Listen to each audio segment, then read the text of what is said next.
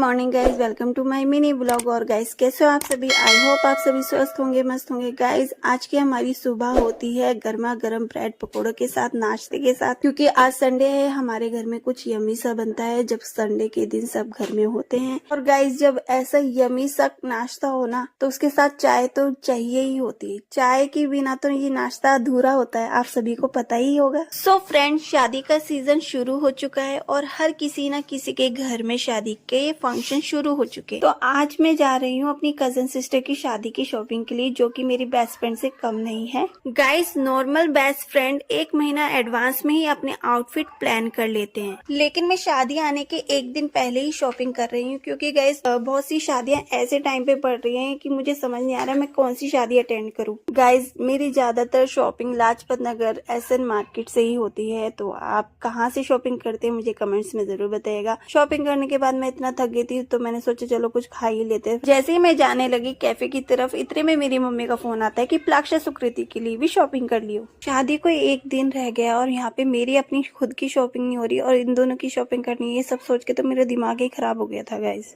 मैं निकल चुकी थी घर के लिए और जैसे ही मैंने मोमोज की शॉप देखी ना, तो गाइज मैं रुक गई थी और मैंने मोमोज खाए थे। गाइज जैसे ही मैं घर पहुंची ना, मैंने मम्मी से पूछा लंच में क्या बनाया। मम्मी ने बोला मैंने साग बना रही हूँ और मक्का की रोटी बना रही हूँ। मैंने मम्मी से कहा था कि मम्मी आज मटर पुलाव बनाना, मम्मी ने नहीं बनाया। मम्मी कहने लगी मैं मटर पुलाव बनाने के लिए सोच ही रही थी, लेकिन तेरे पापा कहने लगे साग और मक्का की रोटी बनाना, इसलिए मैं साग और मक्का की रोटी लंच में बना। मार्केट करके मैं इतना थक गई थी गाइस, मैं घर पे आके लिया मैंने छोटा सा नैप लेते लेते और घर में हंसी मजाक चल रही थी। इन सब बातों में तो मैं भूल ही गई थी कि मेरा मेन काम तो रह गया मेहंदी लगवाना। और मुझे याद आया, अरे मुझे मेहंदी भी लगवानी है। मैंने जल्दी से मेहंदी वाली को फोन करा, उससे टाइम मांगा। उसने मुझे बताया कि आप इतने बजे आ जाना। मैं जल्दी से गई मेहंदी लगवाने के लिए और जैसे मैं जाने लगी ना, सुकृति प्लाक्षा कहने लगे कि हमें भी मेहंदी लगवानी है। ऐसे ये दोनों मेहंदी लगवाने के लिए बैठी। इन दोनों को डिसाइड नहीं हो रहा था कि इन्हें कौन सी मेहंदी का डिजाइन लगवाना है। सुकृति ने गूगल पे सर्च मारा कि मुझे ये डिजाइन लगाना, सेम टू सेम। प्लाक्षा को समझ ही नहीं आ रहा था, तो उसने कहा मासी मेरे लिए आप पसंद करो, मुझे कौन सा डिजाइन लगवाना चाहिए। तो मैंने उसके लिए निकाल के दिया। फिर ये दोनों मेहंदी लगवाने लगी थी और मैं वहाँ बैठे बैठे थक रही थी। फाइनली सुकृति को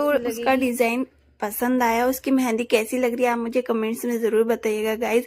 और जो मेहंदी लगा रही थी ना, वो लड़की भी उससे बार बार पूछी थी कि आपको मेहंदी कैसी लगी है बाबू, कोई कमी तो नहीं है, कोई मिस्टेक तो नहीं है। तो ये क्योंकि सुकृति को हर चीज परफेक्ट चाहिए। प्लाक्षा कहती है कि कोई बात नहीं, आप जैसी भी लगा लो, मुझे पसंद आ जाती है। और इन दोनों की मेहंदी लगवाने के बाद मेरा नंबर आया था। और गाइज मैं अपनी वीडियो नहीं बना पाई क्योंकि हमारे हाथों में मेहंदी लगी हुई।